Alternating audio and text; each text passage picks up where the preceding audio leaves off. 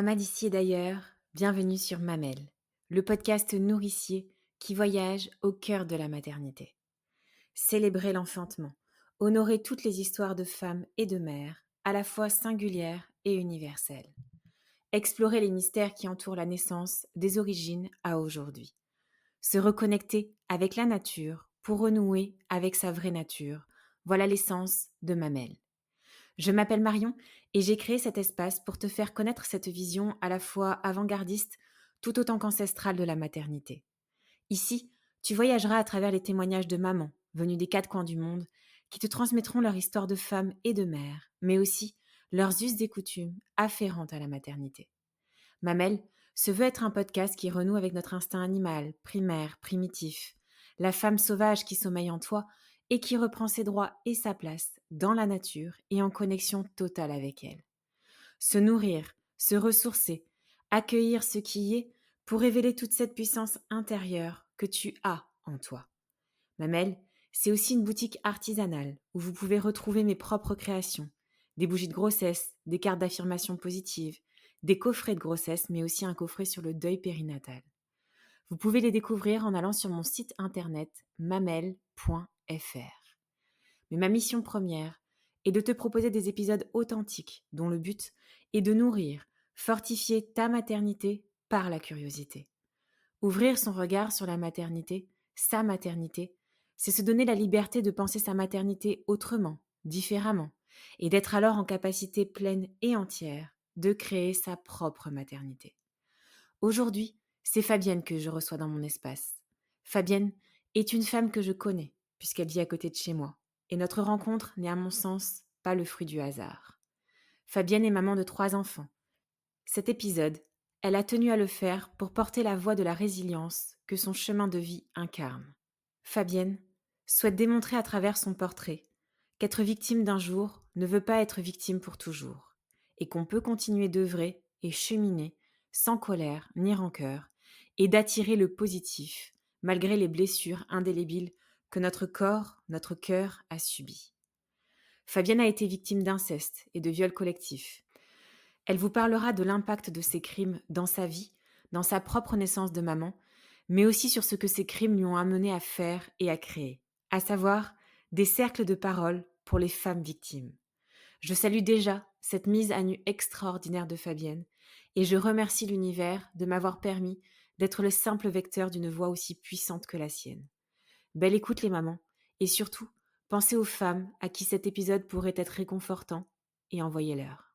Bonjour Fabienne. Salut Marion. Je suis contente de t'avoir aujourd'hui au micro. C'est rien de particulier qui nous noue en tout cas et qui nous amène à faire cet épisode aujourd'hui. Je suis très honorée et très touchée, déjà émue, mais je vais me maîtriser pour en tout cas pour partager ce petit bout, ce gros bout de ton parcours, de ton chemin de vie qui exprime et qui incarne la résilience. C'était le message en tout cas que tu souhaitais faire passer aujourd'hui à travers cette interview, à la fois audio et filmé.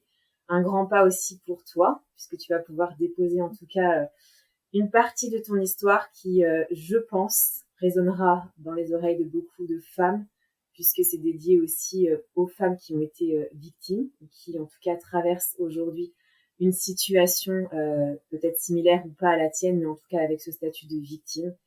Et le message étant positif, je le dis dès maintenant, on verra la lumière qui en ressort de tout ça, et ce que tu as créé, en tout cas ce que ton parcours t'aura permis de créer. Et peut-être que sans plus tarder, Fabienne, je vais te laisser te présenter en quelques mots avant de repartir vers ta naissance dans un premier temps. Et puis on fera tout ton parcours jusqu'à aujourd'hui, ce que tu as mis en place aujourd'hui auprès des femmes en général et plus précisément en tout cas aujourd'hui des femmes victimes. Okay. Alors, moi, comme tu le dis, Fabienne, j'ai créé, je suis maman déjà de 3 enfants. J'ai bientôt 44 ans. Et l'heureuse maman de 3 enfants, je précise, parce que j'adore ce rôle. C'est vraiment le plus beau rôle de ma vie. Quand j'étais petite, c'est ce que j'ai fait. C'est vraiment un métier pour moi à entière. Et là, j'ai créé donc ici, cet endroit, le chalet, depuis 3 ans. parce que je voulais créer un endroit où, émotionnellement parlant et physiquement parlant, par le massage et par l'accompagnement émotionnel des traumas, créer un endroit où les femmes, principalement, puissent se sentir bien, écoutées, accompagnées et vraiment aimées entière. Donc, voilà. Alors, on reviendra peut-être effectivement, en tout cas, sur cet accompagnement aussi que tu proposes en fin d'épisode. Mais là, maintenant, ça va être un espace qui s'ouvre à toi pour déposer en tout cas une partie de ton histoire. Et on va commencer par le début. La première question, en tout cas, que j'aurais aimé te poser, c'est celle qui m'a happée, en tout cas récemment. Je n'avais pas vu sur toi, mais c'est cette brûlure que tu portes sur toi depuis ton plus jeune âge. Comment c'est, en tout cas, elle est arrivée au début de ta vie? J'ai été brûlée j'avais 18 mois, 17 ou 18 mois. Donc je suis brûlée sur cette partie-là de mon corps, sous le cou et à l'intérieur du bras gauche. J'ai été brûlée avec des légumes. J'étais petite, donc j'ai pas de souvenirs propres qui m'appartiennent.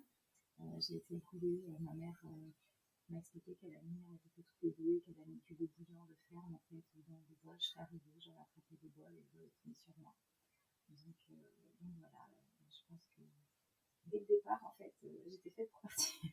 En tout cas, dès le départ, je suis née avec cette brûlure-là et qui est assez drôle parce qu'elle ne m'a jamais gênée. Par contre, même dans mon féminin, j'étais quand même très masculine pendant longtemps. Mais elle ne m'a jamais gênée parce que quand j'étais petite, j'ai toujours de toute façon, si un jour je suis décapitée, au moins on saurait me reconnaître. Ça fait partie un peu de la carte de ma vie. Donc, je trouve que c'est la carte dessinée sur mon corps de ma vie. En tout cas, c'est ce qui m'a happée aussi quand je l'ai vue la première fois. Elle fait partie de toi. Et tu la portes en tout cas bien, comme si c'était cet élément du feu qui était en toi. C'est pour toutes les sorcières. C'est ça, j'osais pas le dire. Alors pour le coup, donc ça c'est effectivement une première entrée en matière, si je puis dire. Et là, on va peut-être rentrer effectivement encore plus dans le cœur du sujet, puisque tu vas nous parler en tout cas de l'inceste. Tu as été victime d'inceste en tout cas aussi au cours de ton plus jeune âge, pendant des années. Et en tout cas aujourd'hui, c'est peut-être le moment et le moyen aussi de lever le tabou là-dessus pour toi, pour ta famille et pour toutes celles qui ont été victimes ou qui sont victimes encore aujourd'hui de l'inceste. Donc je te laisse peut-être nous parler, nous déposer ce que tu peux et ce que tu veux ici. C'est pas facile. C'est normal. Effectivement, j'ai été victime d'inceste par un grand-oncle de l'âge de 3 ans à peu près. Donc, c'est pas facile d'estimer quand on est enfant des années, je dirais entre 3 et 10 ans, de façon assez régulière.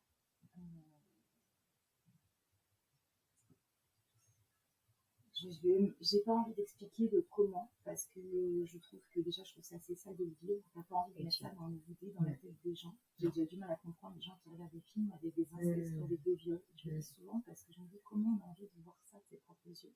Parce que quand on l'a vécu, on n'a pas envie de le voir. Donc,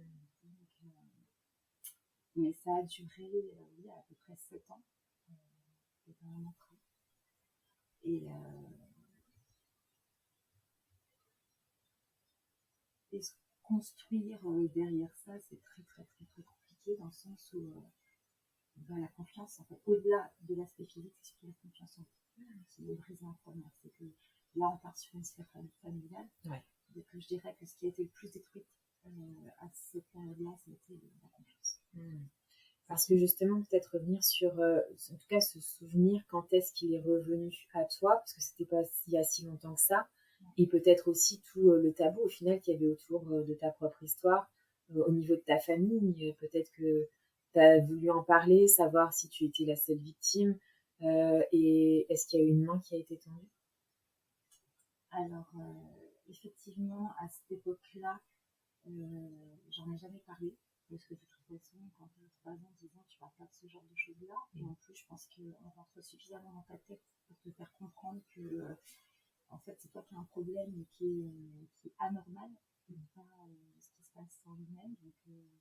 Et c'est surtout que de toute façon, je pense que, enfin, moi en tout cas, dans mon cas, moi, je l'ai complètement occulté. C'est-à-dire que dans ma mémoire vive, moi qui travaille les traumas, je fais la différence entre les deux. Dans mon mémoire vie, ça n'existait pas. Par contre, je faisais beaucoup de cauchemars en permanence. Il y avait beaucoup de choses qui n'étaient pas possibles pour moi, des vues. Je n'ai jamais laissé mes enfants à garder. J'ai confiance en personne, même dans ma propre famille. C'est-à-dire que personne n'a jamais gardé mes enfants à dormir.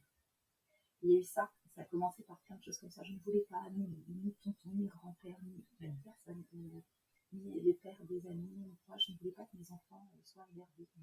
Parce que je les trouvais toujours en danger, donc ça, c'était très présent. Beaucoup de cauchemars. Vraiment, je me rappelle de cauchemars, mais d'odeurs aussi. Je me rappelle des odeurs, des choses assez particulières. Et j'ai décidé, il y a pas très longtemps, en année, je ne sais pas trop la mémoire du temps, d'aller voir une hypnotiseuse pour lever le voile, en fait, pour voir ce qui se passe.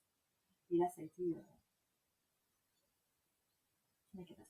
Dans le sens où, là, je me suis rappelée de tout, mais là, j'avais toutes les images, mais l'odeur de la maison, l'odeur de la personne, l'odeur, tout est revenu, en fait, la luminosité, le bruit. Je pourrais, dans le moindre détail, expliquer absolument partout. Vraiment tous les sons, toutes les odeurs et tout. Et là, ça a été. J'y suis allée toute seule à l'hypnose. Ça m'a fait du bien. Parce que j'avais envie de savoir, j'étais prête en fait à aller ouvrir ça. Je savais juste pas qui c'était. Je savais que c'était existé depuis toujours, mais je ne savais pas qui c'était. Et là, quand j'ai vu le visage de la personne, j'en ai voulu à tout le monde. Ça a été ma première réaction, c'est pas à la personne, c'est pas à elle que j'en ai voulu, c'était à tout le reste de ma famille. Mes parents, mes grands-parents, toute ma famille. Parce que je me dis que c'était pas possible, que ça ne soit pas vu. Et je leur en ai voulu de d'avoir voulu autant de détruire des petites. C'était la première chose que j'ai pensé, et ce que j'ai fait derrière, c'est que j'ai appelé tout le monde dans ma famille. Et je leur ai dit. J'ai dit à tout le monde ce qui s'était passé. Mon père m'a évoqué qu'une de mes tantes, ses sœurs à lui, avait vécu la même chose. Mais pour lui, c'était quelque chose de bizarre. Maintenant, c'était. Et après, tout le monde a réagi de la même façon. Je leur ai dit, mais il n'y a pas eu plus de réaction que ça, et c'est resté comme ça. Comme si ça n'avait pas existé à ce moment-là pour eux, on n'a pas parlé, ça n'existe pas plus maintenant aujourd'hui. Quelle petite fille tu étais, en tout cas dans tes souvenirs à ce moment-là? Petite. Sur cette période, justement. Est-ce que tu étais isolée, introvertie? J'étais de toute façon très différente, puisqu'on me l'a toujours dit. Je me rappelle, ma mère, elle citait toujours les prénoms de mes frères en disant un tel, un tel, un tel. Mais par contre, Fabienne, j'avais confiance en personne. J'étais pas vraiment introvertie, mais contre tout le monde. En fait, j'avais une tendance, c'était hyper combative. Quelqu'un me mentait, je le sentais et je le disais. Enfin, j'allais pas dans le sens des autres pour leur faire plaisir. J'étais assez et j'avais confiance vraiment en personne. J'avais pas d'amis non plus. Je cherchais pas à avoir d'amis. J'avais vraiment pas confiance. Je dirais que la première chose qui m'a été volée, ça a été vraiment la confiance aujourd'hui. J'avais vraiment confiance en personne. Et la seule personne avec qui je me sentais bien, c'était un de mes voisins. Il s'appelle Alain. Enfin, il s'appelait Alain. Il était très honnête, il était plus âgé que moi, il avait 30 ans. Il créait des poupées avec des ficelles comme des ballons allumettes et des bouts de bois. Et c'était juste des bouts de bois, un ballon allumettes et des ficelles noires. Et il faisait ça, il créait beaucoup de choses comme ça. Et je l'adorais. C'était la seule personne à qui j'ai vraiment confiance quand j'étais jeune. Et c'était ma première année. Et après, petite, je dirais beaucoup, j'étais beaucoup avec les personnes âgées. J'adorais les grands-mères qui cuisinaient, qui étaient très maternelles, voilà, c'était eux mes amis. En fait. J'aimais les gens qui avaient des choses à raconter, des vraies histoires, mais surtout de la vérité. Peut-être parce que si tu n'avais pas ce lien maternel, en tout cas dans tes souvenirs, est-ce que tu as en tête en tout cas des moments de partage, de communication peut-être aussi avec ta maman? Ma mère, de toute façon, enfin, j'avais pas de famille pour moi. J'avais l'impression d'être un fantôme. J'existais pas. Vraiment, quand je me rappelle mes souvenirs, chacun ira à sa propre mémoire, mais ma famille ne sera pas d'accord. Et après, ça ne me regardait pas ce qu'ils pensent, mais moi, en tout cas, je sais que non, je n'existais pas. J'existais pour personne. Je me rappelle que ma mère adorait mon grand frère, était très proche de mon grand frère, mon père était plus proche de mon troisième frère. Mon frère Julie était un peu comme moi, il était très très indépendant, très solitaire. Et en fait, j'étais toute seule. J'avais l'impression d'être un fantôme qui errait les couloirs d'une maison, mais de ne pas exister. Mais pour personne, vraiment pas. Mais ça, c'est sûr. Ma mère, à ce moment-là, elle était dépressive. Elle a vécu l'anorexie, elle voulait se suicider, elle était très très mal dans sa peau. Donc elle ne pouvait pas me voir. Elle avait déjà tellement mal à elle que de toute façon elle ne pouvait pas voir. Et en plus j'étais une fille et je représentais ce qu'elle n'aimait pas. Ma mère n'a pas aimé être une femme, du coup d'avoir une fille c'était horrible. Donc, par contre je ne lui en veux pas. Ça je précise. Elle a vécu, elle a fait ce qu'elle a pu certainement à sa façon. J'espère ne jamais être comme ça avec mes enfants. Mais par contre, c'est pas une maman. Oui. J'avais quelqu'un qui m'a mis au monde qui essayait de survivre à elle-même. Mais en tant que maman. Justement, là, tu lui dis que tu lui en veux pas. Ça me permet de rebondir aussi sur cette notion aussi qu'on a pu, en tout cas, parler et échanger en amont de cet enregistrement sur cette rancœur ou en tout cas ce désir d'en vouloir à la personne qui nous a fait subir justement l'inceste dans ton cas. Quel est ton regard aujourd'hui sur l'auteur de cet acte? C'est pareil. Alors je condamne, on va dire, ce qu'il a fait, parce qu'il m'a fait du mal. Ça c'est certainement vrai. Mais par contre, oui, je lui ai pardonné, pas ce qu'il a fait, mais en fait, j'ai accepté ce qu'il a fait et je suis détachée de lui.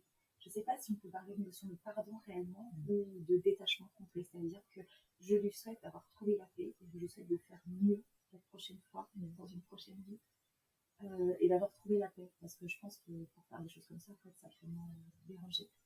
Donc je peux que lui souhaiter la paix. Maintenant, je suis pas quelqu'un qui soit rempli, je suis pas remplie de colère, de rancœur, c'est pas dans mon caractère. Et je dis toujours, j'ai été victime ces jours-là, mais je ne le suis pas aujourd'hui. Ça, c'est important pour moi de dire, je ne me sens pas victime aujourd'hui. Aujourd'hui, je suis moi, pleinement moi, mais je ne me sens plus en prise à ça. Et le pardon, c'est celui de l'espoir. C'est pour ça que j'aime la notion de pardonner, parce que tant qu'on ne pardonne pas, on est relié avec. Et moi, je ne pouvais pas être relié avec qui que ce soit. Donc, j'ai pardonné à tout le monde, que ce soit dans ma famille, ou ces personnes qui m'ont fait du mal, parce que je ne veux plus être reliée à ces personnes. Alors justement, tu dis ces personnes parce que on est qu'au début, en tout cas, de ton chemin de résilience. Quelques temps après, puisque c'est au moment de l'adolescence, en tout cas, tu es à nouveau victime. Est-ce que tu peux nous parler justement de ce qui s'est passé? Mes parents se sont séparés, j'avais 10 ans et demi. Ma mère a refait sa vie, elle est partie. Je suis partie avec un de mes grands frères qui a habité avec elle et qui est de toute façon été chez mon père. Et là, du coup, la famille a été séparée, mais je n'ai plus vu mon père jusqu'à mes 20 ans. Donc, mes deux autres frères non plus, très rarement, mais je les ai vus à l'âge de 20 ans. Et là où vivait ma mère avec son nouveau mari, il y avait une salle des fêtes avec des jeunes qui venaient souvent à la fête, etc. Mais moi, je ne sortais pas, je n'avais pas le droit de sortir, comme ça. Arrivée à l'âge de 15 ans, je prenais le bus le matin à l'arrêt de bus, etc. Et tout le monde me reprochait de ne pas sortir, de ne pas bouger, de ne rien faire, comme si c'était une fierté de ma part, alors que pas du tout. Et en même temps, ils me reprochaient beaucoup parce que ma mère et mon père portaient plainte tout le temps qu'ils faisaient beaucoup à la salle des jeunes, donc c'était pas forcément facile ces jours-là. Parce que t'es la fille de la personne qui prend la part dans le village. Et un jour, donc j'allais me balader souvent toute seule, et un jour, il y a des filles de ce village-là qui me disent parfois elles avaient envie d'être mon amie, et parfois pas du tout, donc c'était hyper bizarre. Et donc, quand elles avaient envie d'être mon amie, j'étais contente. Et là, ils m'ont proposé de venir. C'était une salle, ça s'appelait déjà le jour à l'époque. J'y suis allée, et en fait, quand je suis arrivée là-bas, il y avait donc 3 filles elles se sont assises dans la canapé, il y avait 2 autres garçons. Et ces 2 garçons m'ont violée, tous les 2, sous une cage d'escalier.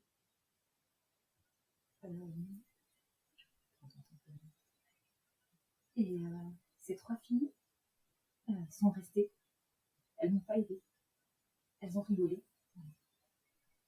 Et moi, puis j'ai une punition, je pense que c'était surtout qu'ils ont voulu me punir pour quelque chose. De tout ça, en fait, du fait que je ne m'associe pas avec les gens, je suis passée en ferme aussi. Et du coup, je suis repartie, je suis rentrée chez moi, je disais à ma mère, elle m'a pas cru, Elle m'a juste répondu, qu'est-ce que tu veux que je fasse pour toi? Elle m'a avoué des années plus tard, quand on en a reparlé en 2013, je suis allée la voir et j'ai dit, papa, mais vraiment, c'est un truc comme ça. Et à part, et elle m'a dit qu'elle ne m'avait pas cru, elle pensait que je disais ça pour faire mon intéressante. Mais non, et je pense que corporellement, ça se voit. Oui. Parce que j'ai du mal. Et ce qui me suivi, c'est pendant jusqu'à mes. Alors après, ça dure encore 2 ans, jusqu'à mes 17 ans. Ils écrivaient partout, sur les arrêts de car. Et dans le village, je faisais pique-nique dehors et tout, près des arrêts de bus. Fabien était égal à Whiskas, qui était officier d'officier. Donc, ils m'ont appelé Whiskas pendant des années. Et là, du coup, ça a été le refermement couple. Puisque une nouvelle fois, des gens qui tu as confiance. Puisque ces filles-là, si elles m'appellent, pour moi, c'est une part de confiance. En fait, je ne vois pas appeler quelqu'un pour lui faire du mal. Et encore une fois, c'est des gens qui tu penses avoir confiance, enfin, tu donnes ta confiance, et ça a été de nouveau une horreur. Mais vraiment une horreur. Donc là, la confiance a été définitivement perdue. Ma mère ne me comprenait pas du tout, elle me disait toujours ado et tout, tu dis toujours tout, enfin, je disais toujours l'inverse, je suis des personnes, j'écoutais personne, enfin, j'étais pas, par contre, je faisais pas de bêtises, j'étais pas un enfant turbulent, mais j'étais vraiment dans mon monde en fait, complètement fermée, et j'écoutais plus personne, j'écoutais moi, seulement moi. C'est vrai que tu parlais de la confiance justement qui avait été perdue dans un premier temps face au masculin, et pour le coup là quand même, le visage du féminin était quand même bien présent et c'est elles qui t'ont amené. En tout cas, j'ai perdu confiance en tout le monde, j'ai perdu confiance en tous les membres de ma famille, parce que du coup, j'ai pas vu mon père, il a décidé de plus me voir après la séparation pendant des années. J'ai plus eu confiance en ma mère et mon père parce qu'ils m'ont pas protégé. Et aussi parce qu'ils nous ont fait du mal. J'ai plus eu confiance en mes frères parce que ils ont fait leur vie, mais en fait, ils sont laissés leur petite sœur qui était la dernière tout seul dans tout ça. Et donc, toute la famille autour, j'avais confiance en personne non plus. Et de toute façon, tout le monde mentait tout le temps. Ça se sentait tout le temps. Et après, j'avais pas confiance dans les amis, donc je ne pouvais pas avoir d'amis. Le refermement, c'était un mode de survie à ce moment-là pour toi, parce que mine de rien, on est aussi à cet âge où tu rentres dans la vie sexuelle dans ce monde-là, en tout cas de cette manière-là. Je pense que, est-ce que ce refermement, tout ça, même si on voit un petit peu la petite fille que tu décrivais aussi au départ, c'était vraiment, t'étais en mode survie? Ouais, mais je pense que je suis née en survie. Enfin, je suis née déjà avec une insuffisance mitrale, donc un problème de cœur. J'ai tellement enchaîné les maladies que de toute façon, je pense que ma vie a été, en tout cas jusqu'à mes 20 ans, a été une survie complète. J'ai jamais vécu. Je pense que j'étais quelqu'un qui n'existait pas. Je dirais que de 0 à 20 ans, pour moi, je n'existais pas. J'ai toujours été en mode survie, j'avais confiance en personne, j'étais pas jolie, j'étais triste.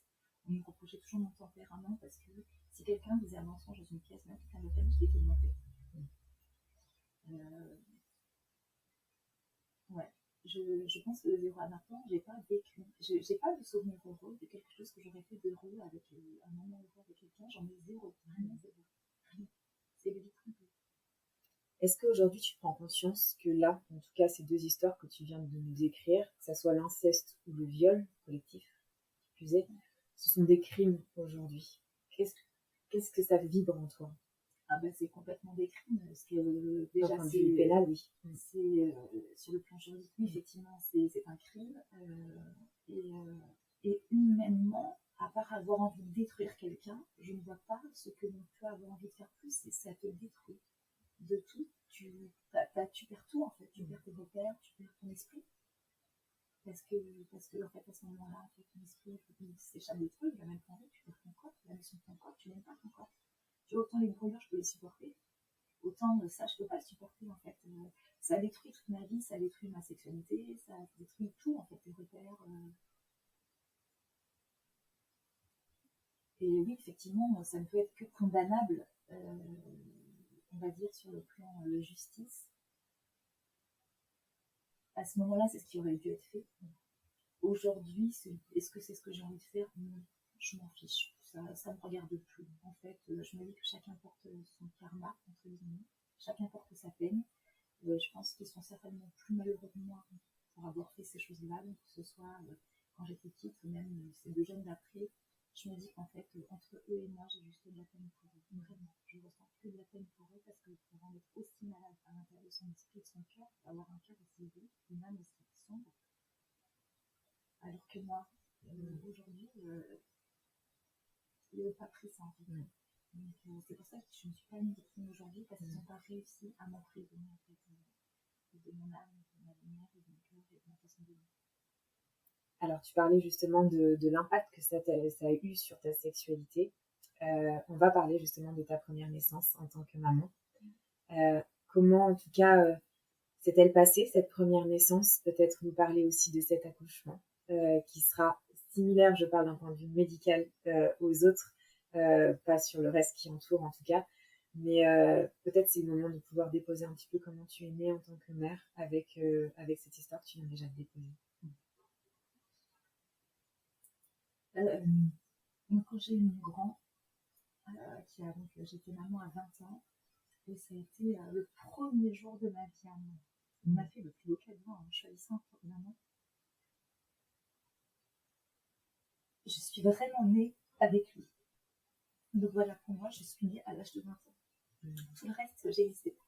J'étais vraiment un fantôme, hein. J'étais une âme errante, il n'y avait pas de corps, on n'était pas du tout rassemblés. Alors que mon naissance, elle a pris fort le jour où une guerre arrivée, où j'ai vu,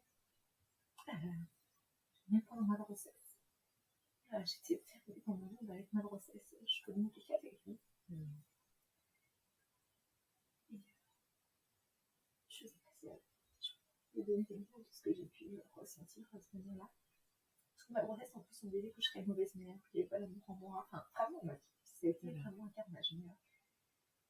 Et il m'a donné une force de fou. Donc j'ai accouché, je suis arrivée à la maternité en salle d'accouchement, mais on m'a fait une césarienne puisque j'ai fait un arrêt du cœur. Donc la naissance de mon fils n'a pas été possible. J'ai fait un arrêt du cœur, je me suis réveillée plus tard et j'ai eu des sages-femmes absolument incroyables. Elles avaient un polaroid, elles avaient pris des photos de mon fils pour que dès que je me réveille, j'ai un choc et que je comprenne que je sois maman. Donc là, on parle de ça il y a 23 ans. Et effectivement, déjà, j'avais eu la chance de rencontrer des femmes incroyables parce qu'elles n'étaient pas que scientifiques sur la partie médicale, mais elles étaient très très humaines, des vraies sages-femmes avec le milieu qui l'accompagne. Et là, juste après, mon fils, Stanley, est arrivé dans ma vie. Ils m'ont montré. Et là, ça a été une transformation complète de l'intérieur de moi. J'ai senti en fait comme les bougies qui sont posées, en fait comme si on avait allumé une bougie à l'intérieur de mon cœur. Et en fait, j'avais toute la lumière partout. Et vraiment, c'est vraiment la plus belle image que j'en aurais, c'est ça, c'est qu'il a allumé la lumière à l'intérieur de moi. Et là, j'ai commencé à exister, à avoir conscience. Ce qui a été fou, c'est que sur mes 2 autres enfants, je suis maman 3 fois, j'ai aussi des césariennes, parce qu'à chaque fois que j'ai accouché, que je devais accoucher, donc tout était parti pour. Enfin, en tout cas, pour ma deuxième, ma fille, c'était pareil. J'étais en salle d'accouchement, dilatée à 8, tout était posé, etc. Et j'ai fait une hémorragie interne au moment de la sortir, donc ils ont arrêté. Ils m'ont dit césarienne en urgence, je ne peux pas. Et mon fils, du coup, ça a été une césarienne d'office. Donc j'ai fait un arrêt du cœur, une hémorragie interne et de nouveau un arrêt du cœur pour mon troisième. Et aujourd'hui, j'ai mis du temps à comprendre, mais en fait, je ne voulais pas. J'aime tellement mes enfants et ce rôle de mère, vraiment, que je ne voulais pas que mes enfants puissent sortir par l'endroit où moi j'ai été salie, où j'ai tout perdu. Cette confiance, tout ça, je ne voulais pas qu'ils vivent ça. Parce que eux, ils allaient bien. J'ai eu des grossesses extraordinaires. Les enfants n'ont pas eu de problème de santé, ils n'ont pas été sortis parce qu'il y avait des problèmes de santé qui ont été vraiment sortis. Parce que je pense que c'est moi qui les ai protégés en refusant qu'ils soient salis par cette histoire et ces mémoires. Parce que les cellules, c'est mes mémoires. Et cet endroit porte mes mémoires, donc je ne voulais pas. Leur naissance à chacun est vraiment extrêmement forte, justement en écho, et je trouvais nécessaire en tout cas que tu puisses déposer aussi cette vision de chacune de tes naissances au vu de des histoires que tu viens de nous faire part à l'instant. Et donc 3 naissances, 3 papas différents. Quelle Quel message tu pourrais nous dire justement sur ce qui s'est passé aussi au vu de ces 3 différentes relations qui ont donné naissance à 3 merveilleux enfants, de 3 différents papas? Et ben, encore une fois, alors déjà le regard des gens, qui est très difficile parce que 3 enfants, 3 papas différents, c'est vous êtes instable, il n'y a rien qui va. Moi, ça me fait sourire aujourd'hui parce que je me dis définitivement jusqu'à la fin de ma vie, je pense que je suis vraiment pas faite pour faire ça tout le monde. C'est pas dans le moule. Je pense que j'y rentrerai jamais. Mais de la même façon que je dis que j'estime que tous mes problèmes de santé, parce qu'entre eux, j'ai fait un AVC, j'ai fait mais vraiment, ça a été un parcours du combattant. Je suis née, ils sont dit celle-ci, et ben, on va lui mettre toutes les épreuves, en fait, ça arrive. C'est bon, on en fera quelqu'un. Mais ça a été, j'ai fait un AVC, donc oui, j'ai eu un cancer du col de l'utérus. Enfin, bon, après, ça va de sens, hein, le cancer, il fallait réparer cet endroit. Mais l'histoire des papas, j'ai rencontré le papa de mes fils, effectivement, il était plus âgé que moi. On a eu notre fils, et ça n'a pas duré longtemps. Il n'a pas aimé les voulu certainement prendre sa position de père à ce moment-là. Donc, je me suis retrouvée tout seule avec lui. Il m'a fait un énorme cadeau, hein, parce que du coup, ça m'a encore plus développé dans mon rôle de maman. Donc, à cette époque-là, tout le monde disait que j'étais nulle et que je ne touchais pas à mes enfants. Donc, ça change un peu aujourd'hui. On arrive au troisième. J'ai rencontré, donc je suis partie. J'habitais, à cette époque-là, j'habitais en Vendée. J'ai décidé de quitter la Vendée avec mon fils, seulement tous les deux. Et parce que je crois que j'avais besoin de me reconstruire au moins de toute cette histoire, de toute cette vie. J'ai vécu des naufrages en arrivant ici parce que je dormais la lumière allumée, j'étais dans mes peurs, la vie qui remontait à la surface, donc ça a été très très compliqué. Et puis je me suis reconstruite tout doucement et quelques années plus tard, j'ai rencontré le papa de ma fille. Alors justement, une deuxième rencontre avec encore une autre histoire et une autre relation, en tout cas à l'homme, si je puis dire. C'est ça. On s'est rencontrés, ça se passait très bien, on s'est rencontrés dans le cadre du travail et voilà, notre relation, on a évolué différemment, on était trop différents certainement pour pouvoir continuer ensemble. Et la seule chose que je garde, c'est qu'on a eu une petite fille super. Et on s'est séparés à ma décision à moi. C'est moi qui suis partie cette fois-ci parce que je ne me sentais pas à la hauteur de déjà lui apporter ce qu'il avait besoin. Et moi, je n'avais pas d'énergie suite à, dans la même année justement de ma séparation, ma fille avait fait une descente d'organes, opération. Je venais d'apprendre que mon fils avait un kyste mal logé au cerveau et j'avais un cancer. Ça fait beaucoup dans la même année. Et j'étais tellement fatiguée de tous ces combats que nos mésententes en fait de couple ont fait qu'à un moment donné, c'était au mois d'août, et je lui ai dit, juste après mon opération, je lui ai dit c'est fini. Je peux plus, j'avais plus envie. Et là, je lui ai dit ça comme si je lui avais dit écoute, je vais chercher du pain, il m'a plus loin quand même. Je sais même pas d'où c'est venu. La seule seule chose que je me rappelle, c'était vraiment, j'ai déposé ça comme si j'étais arrivée à bout encore de tout. Donc, et là, pour le coup, par contre, ça a été un nouveau départ pour moi. Extraordinaire. Peut-être, Fabienne, juste, je reviendrai sur cette question aussi, le fait que là, pour le coup, c'est une fille. Qu'est-ce que ça évoque en toi à ce moment-là, au regard de toi, ta place, de ta vision aussi de fille que tu as eue sur toi-même, un peu comme un effet miroir. Comment tu le vis, justement, d'avoir une fille? Moi, j'adore l'idée d'avoir une fille. En plus, elle est hyper féminine, c'est une vraie girlie, quoi. Elle fait pas semblant. Non, moi, j'ai été complètement en phase.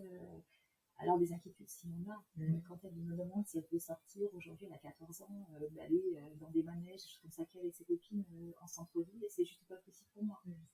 Mais elle sait, je lui ai expliqué pourquoi. Mes enfants sont, en tout cas, les deux grands connaissent mon histoire. J'ai partagé avec eux mon histoire. Et elle sait que c'est pas contre elle, mais que j'ai pas confiance. Ça, c'est pas rétabli et ça se rétablit. C'est impossible que ce soit rétabli un jour. Je lui explique toujours, tu sais, on croit toujours que ça n'arrive qu'aux autres parce qu'on voit ça à la télé et tout, mais c'est pas vrai.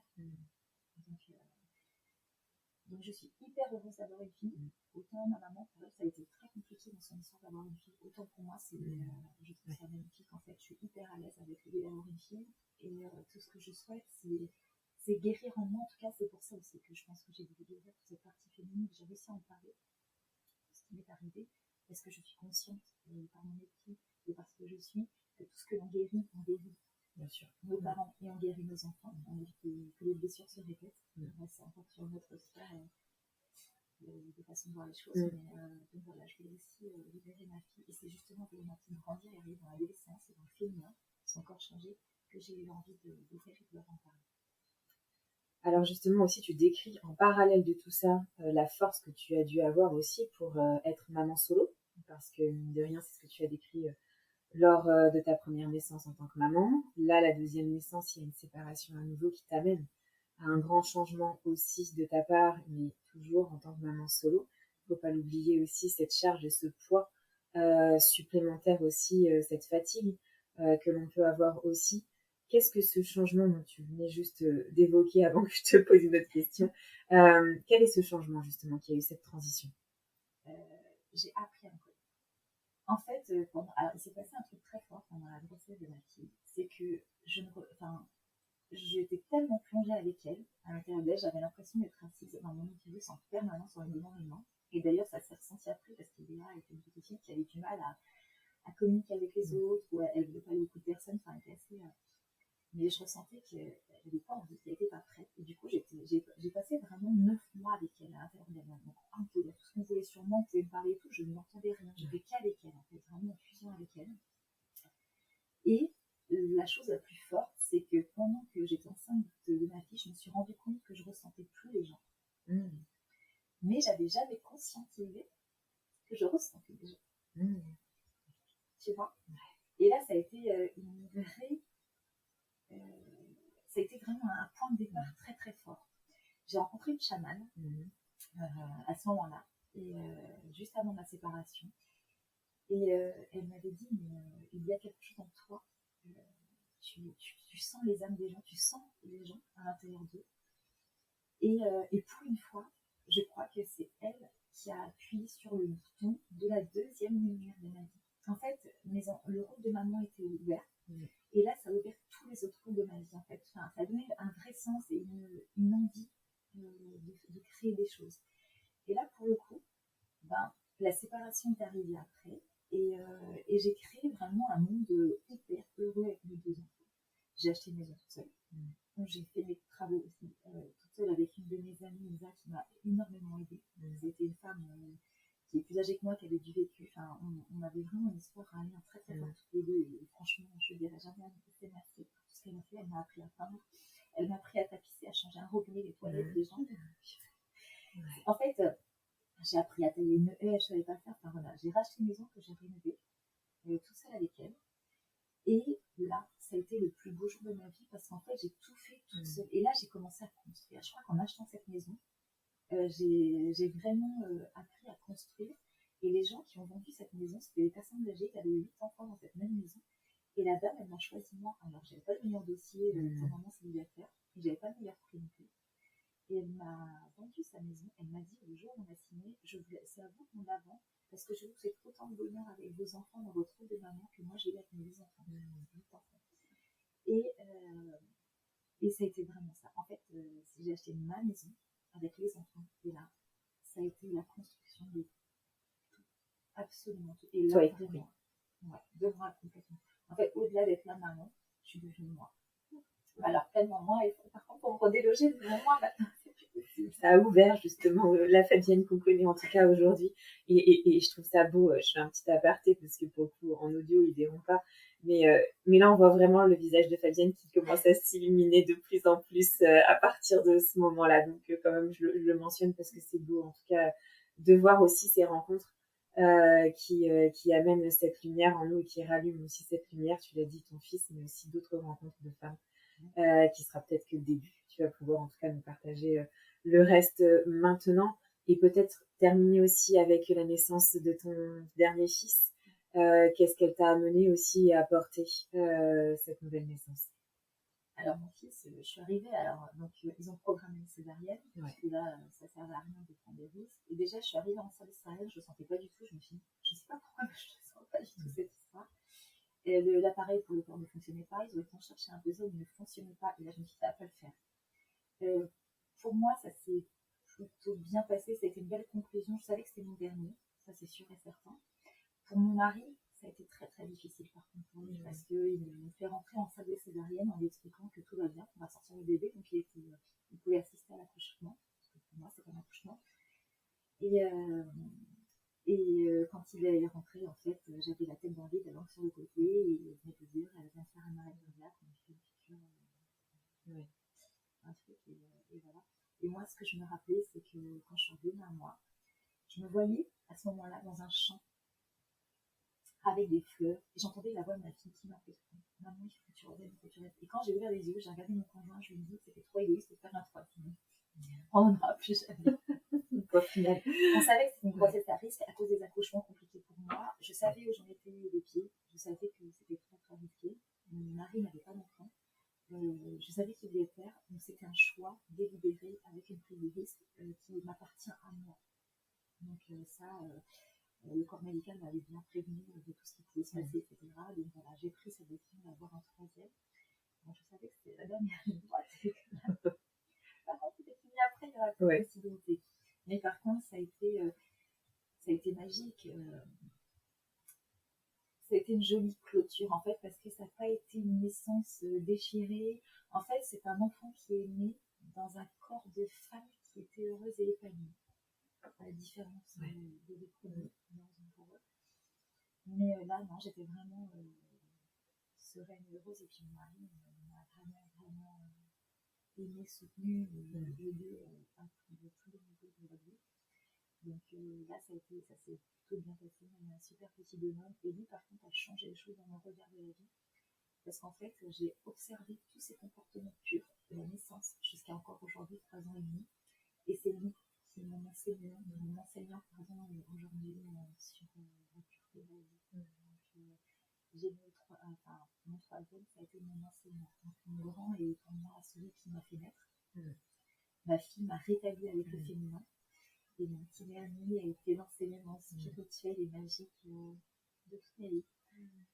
Exactement. Alors juste, peut-être pour finir là-dessus aussi, tu l'as dit, donc c'est ton mari. C'est un engagement aussi que tu as pris puisque tu t'es mariée il y a peu.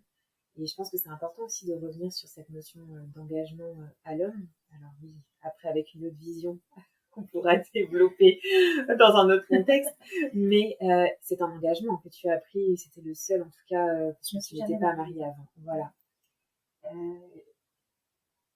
Une des personnes avec qui j'ai été m'a dit un jour, à plusieurs reprises, que c'était lui la victime de nos viols. Tu vois, ce qu'il y a de pire à entendre quand tu vis ce que tu as vécu. Parce qu'effectivement, il faut, en tout cas pour ma partie, souvent on dit qu'il y a deux catégories de femmes. Il y a des femmes qui vont être très narcomanes après des violences sexuelles et d'autres qui vont être complètement abîmées. Moi, j'étais plutôt abîmée, donc pas très très ouverte. C'était assez. Enfin, voilà, j'avais une idée de balance. Et lui se sentait la victime finalement de l'histoire, alors que c'était vrai. Alors que mon mari, il a une meilleure façon de faire du monde. C'est qu'il m'a laissé prendre mon temps, mais toujours à mon rythme. Ce qui fait que du coup, c'est lui qui m'a donné. En fait, il a pris le temps. Il m'a aimé tel que j'étais. Je ne peux pas donner déjà. Il m'a aimé en sachant qu'il m'a appelé l'OVNI quand il m'a rencontré. Je disais toujours que j'étais aveugle. Tu sais que tu ne penses pas comme les gens, tu ne fonctionnes pas comme les gens. Tu es tout sauf comme tous ceux que je connais. Et il a aimé cette partie-là. Il a aimé mon côté humanité. J'aime aider les autres, etc. Il l'a accepté parce que ce n'était pas forcément le cas à l'époque autrefois. Et oui, il m'a donné envie de m'engager parce qu'il a aimé la femme que je suis, mais il a aimé aussi la petite fille que j'ai été. Et pour lui, c'était très très difficile. Par contre, il était très très en colère. Je dirais qu'il avait beaucoup plus de colère que moi. Il avait envie de tout détruire quand il a su. Mais non, il a pris le temps et voilà, il m'a pris vraiment comme j'étais. Il m'a aimé comme j'étais. Il a pris le temps. Donc, il m'a donné envie de m'engager, de me marier avec lui. Alors, toute cette histoire que tu viens de nous déposer, Fabienne, en tout cas, on arrive au temps présent, si je puis dire. Et peut-être que je vais te laisser nous décrire ce que tu fais aujourd'hui, l'accompagnement que tu mènes et que tu amènes auprès des femmes, puisque c'est vraiment le public cible, en tout cas on l'aura bien compris aujourd'hui, nous dire un petit peu effectivement tout ce processus que tu as eu et que tu mets en place aujourd'hui auprès des femmes? Alors déjà, je voudrais juste revenir sur quelque chose d'important pour moi. C'est sur la césarienne. Je sais que beaucoup de femmes, et ça a été souvent entendu, que les femmes, à partir du moment où elles n'accouchent pas par voie basse, elles ne sont pas mères. Moi, j'ai eu 3 césariennes. Pour moi, la grossesse, c'est ce qui est le plus important, c'est les 9 mois. Pendant 9 mois, notre corps range tous nos organes dans les placards pour faire de la place à un petit être qui grandit en nous. Tu le constates? C'est Oui, je suis en train de pour moi, en fait, moi, je suis heureuse d'avoir que mon corps ait eu la magie de jamais mettre mes enfants en danger, quitte à me mettre moi en danger, mais par contre de ne jamais sortir par un endroit que je trouvais qui n'était pas à la hauteur des magnifiques personnes qu'ils allaient être. Ouais. J'ai pas vécu peur de ça. Et moi, je ne me sens pas du tout moins maman parce que je n'ai pas accouché. Je dirais que c'est juste en fait un détail. Il y en a qui arrivent par le nord, ben oui, ils sont arrivés par le sud. Voilà, enfin, peu importe. Donc, mais ça, j'y tiens vraiment parce que j'ai toujours entendu ça et moi, je ne vois pas. Pour moi, j'ai accouché, mon enfant est venu au monde, il est sorti de mon corps par le ventre, mais il est arrivé au monde et par mon corps de la même façon. C'est juste pas par la même façon. Je fais juste une aparté là-dessus, Fabienne, parce qu'effectivement, j'ai enregistré un épisode qui était dédié à la césarienne avec Johanna, qui a donné naissance à ses 3 enfants aussi par césarienne, et qui œuvre aujourd'hui vraiment pour qu'on nomme cet accouchement un accouchement. Et donc voilà, je ferme juste la parenthèse, mais en tout cas, si c'est un sujet pour les mamans qui nous écoutent, qui les happe, qui les intéresse, il y a un épisode aussi qui est dédié là-dessus, avec aussi donc 3 naissances par césarienne, et la dernière... mais vraiment extraordinaire avec Johanna. Donc voilà, je ferme la parenthèse et je te remercie de délivrer ce message-là aussi, Fabienne, parce qu'on sait que dans le monde dans lequel on est aussi, avec les réseaux sociaux et tout ce qui est décrit et écrit, ça affecte aussi les mamans qui donnent naissance par voie haute. Et donc je pense que c'est très beau aussi ce message et cette vision que tu as de ces 3 naissances. Donc merci. Je te laisse donc maintenant nous dire quel est l'accompagnement que tu proposes aux femmes pour venir aussi, en tout cas, au message aussi de cet épisode qui est celui d'un nouveau projet. Tu vas pouvoir nous le décrire, mais peut-être en amont, nous déposer un petit peu cet accompagnement pour qu'on comprenne mieux ce nouveau projet. Donc, je vais revenir sur quelque chose qu'on m'a dit il n'y a pas longtemps. J'ai trouvé très fort. Il y a quelqu'un qui m'a répété qu'une autre personne m'avait dit « Oh, je ne veux pas aller la voir en parlant de moi. Je préfère aller voir un psychothérapeute qui a des diplômes, etc. » Et je vais vous expliquer pourquoi. Parce que moi, depuis quelques années, j'ai fait tout à l'inverse. C'est-à-dire que depuis la naissance de ma fille, enfin après ma fille, donc il y a 14 ans aujourd'hui, j'ai commencé à écrire des relaxations intuitives, guidées, la nuit, etc. J'écrivais beaucoup de choses, enfin, j'ai toujours beaucoup écrit. Et en fait, je ressentais tellement de choses que j'écrivais des intuitions, des relaxations guidées, pardon. Donc ça a commencé pendant des années, j'ai été initiée au Reiki, la fameuse femme chamane que j'avais rencontrée. Elle m'a initiée à plusieurs choses sur l'énergie. Ça ne me parlait pas plus que ça, donc ça m'a appris beaucoup de choses et je la remercie et ça m'a aidé sur le coup, mais après c'était pas forcément pour moi. Mais par contre ça a développé encore plus que j'étais, que j'avais pas pris conscience justement avant. Et de là, il y a quelques années, donc j'ai repris des formations, que ce soit en massage, pour travailler le corps, en réflexologie crânienne faciale, mais également en EFT, là je suis en école d'hypnose, pour vraiment, et là mon mari aussi, je le remets dedans parce que encore une fois il est toujours là à mes côtés, mais il m'a construit ce chalet, ici présent, pour accueillir que ce soit les femmes enceintes, mais les enfants, ou les femmes adultes, effectivement principalement les femmes, je prends très peu d'hommes. Maintenant vous aurez compris pourquoi. Pour ma propre sécurité, donc je ne prends que des gens que je connais ou des maris mes clients, mais sinon je ne prends pas d'hommes. Et j'ai construit ce chalet parce que je voulais vraiment accompagner les gens dans leur corps physique, tout comme dans leurs émotions à aligner. Et cette personne, quand elle a dit ça, elle m'a donné un super point de réflexion en disant que de ne pas venir me voir parce que je n'étais pas psychologue. Évidemment, je ne suis ni psychiatre, je ne vais pas donner de médicaments, ni d'antidépresseurs, ni quoi que ce soit. Et ça, c'est juste. Et chacun a son corps de métier, on est tous importants, je pense. Par contre, moi, je me suis servi. Mon histoire a été mes études à moi.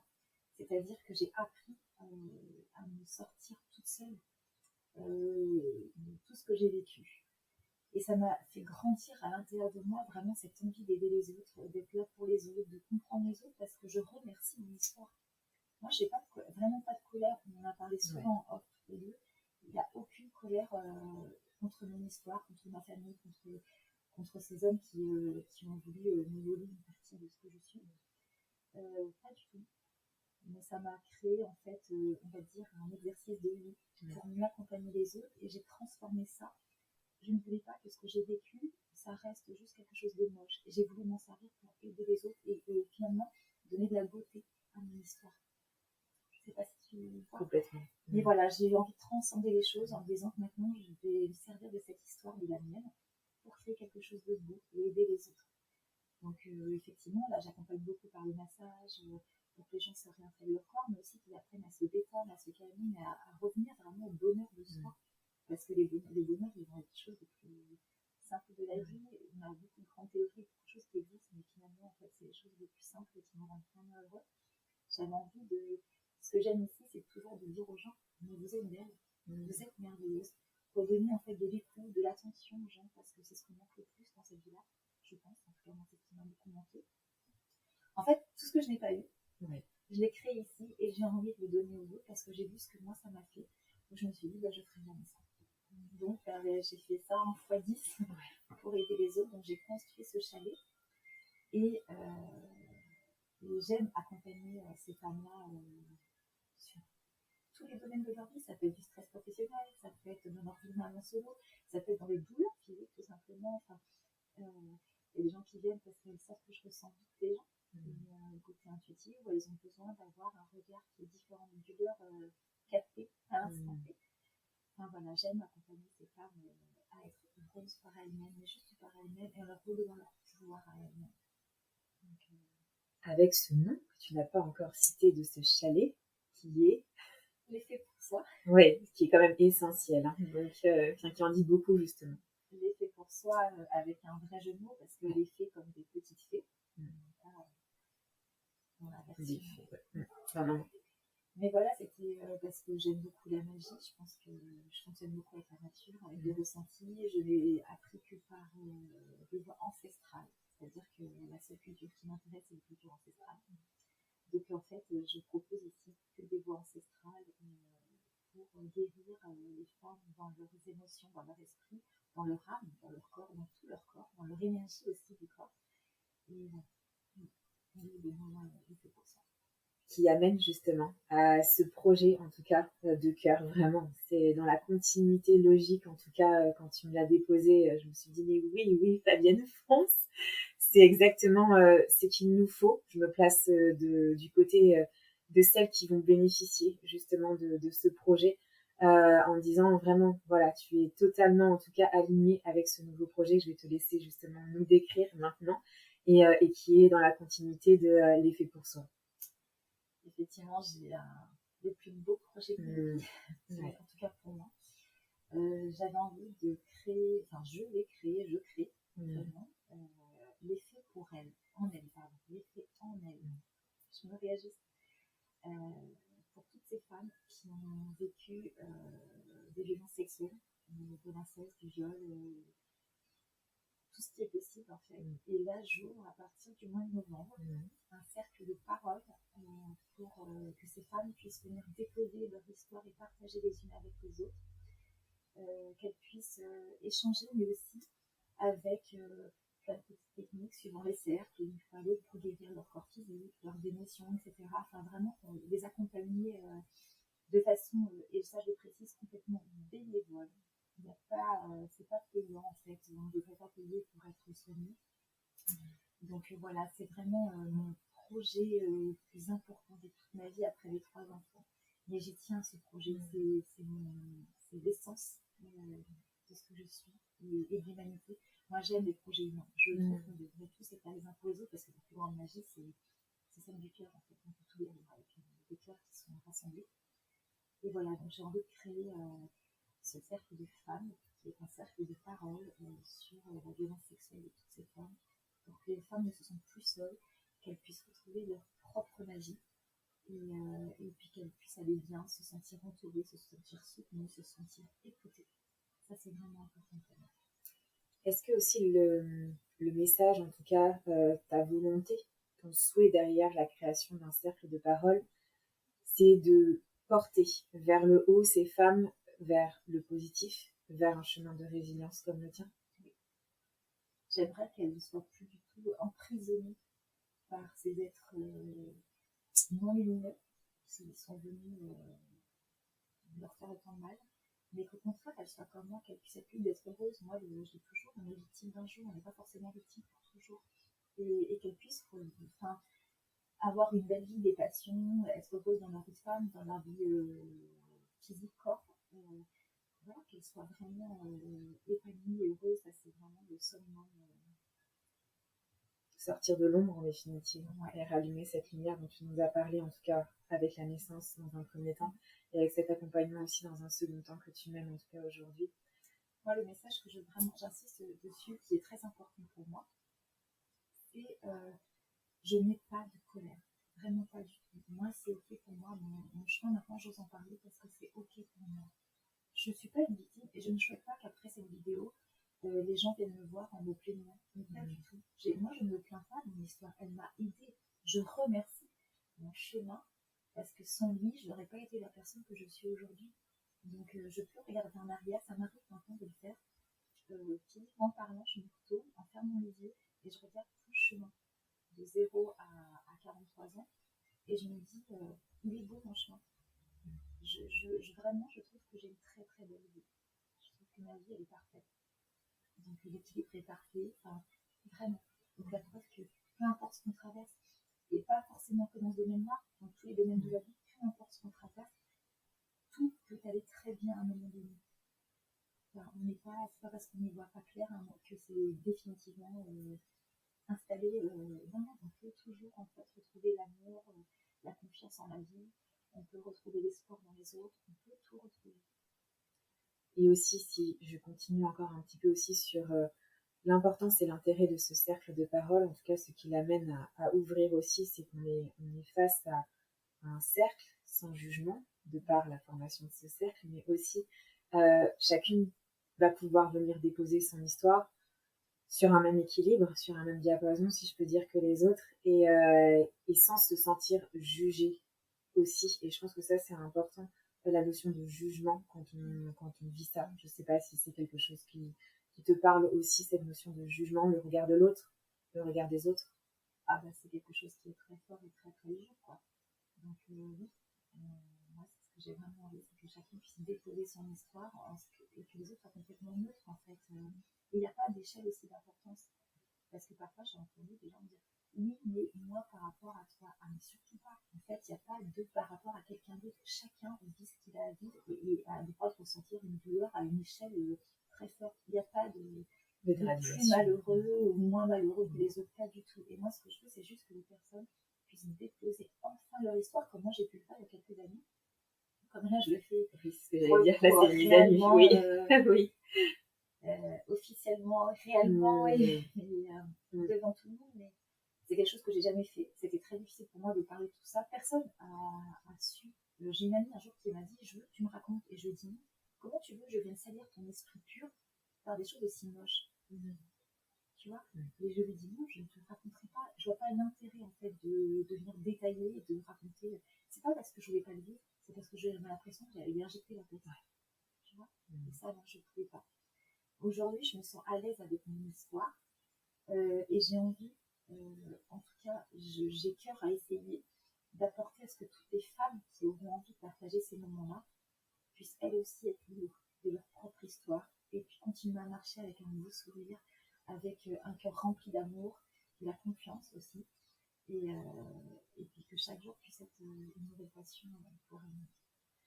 Très fort. Merci beaucoup. En tout cas, Fabienne, je vais peut-être te laisser encore une fois la parole, peut-être pour terminer cet épisode, si tu as encore quelque chose à transmettre ou un message, peut-être plus clôturé, même si tu en as dit énormément. Mais pour terminer, en tout cas, un dernier message peut-être aux femmes et aux mamans qui nous écoutent. Je suis pas un exemple. J'ai aussi, moi aussi, certainement fait beaucoup d'erreurs, aussi même blessée. C'est une question que je pose souvent à mes enfants, donc ça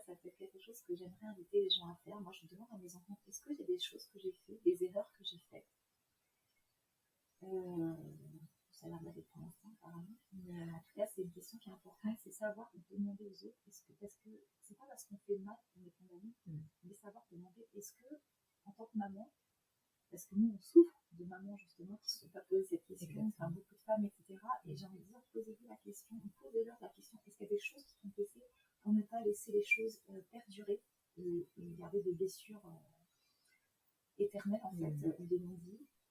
Et surtout, on m'a demandé il n'y a pas longtemps pourquoi j'avais créé ce chalet, et j'ai répondu que je trouvais qu'il y avait tellement de monde qui n'allait pas bien. J'ai eu la chance de mettre 3 enfants au monde, et que j'espérais juste qu'en guérissant les parents, les enfants qui entoureront mes enfants, ils seront eux aussi des personnes heureuses et épanouies. Et je souhaite à mes enfants, mais aussi à toutes les générations, parce que moi je ne vise pas que ma génération, mais tous ceux qui vont suivre, d'être épanouis et heureux. Et j'ai cette croyance très forte, et qui n'est non négociable, de me faire croire le contraire, c'est que tout ce que l'on guérit sauve les autres. Donc, voilà. Essayez de parler. Le message le plus fort, c'est dites ce que vous avez à dire. Osez déposer, peu importe votre histoire et ce qui a pu vous faire de la peine, mais dites toujours ce que vous ressentez aux gens en qui ça concerne. Moi, je sais que quand j'ai déposé à mes parents ce qui m'avait blessée, en aucun cas c'était pour les blesser. Ça, j'insiste là-dessus. Je n'ai jamais voulu blesser mes parents.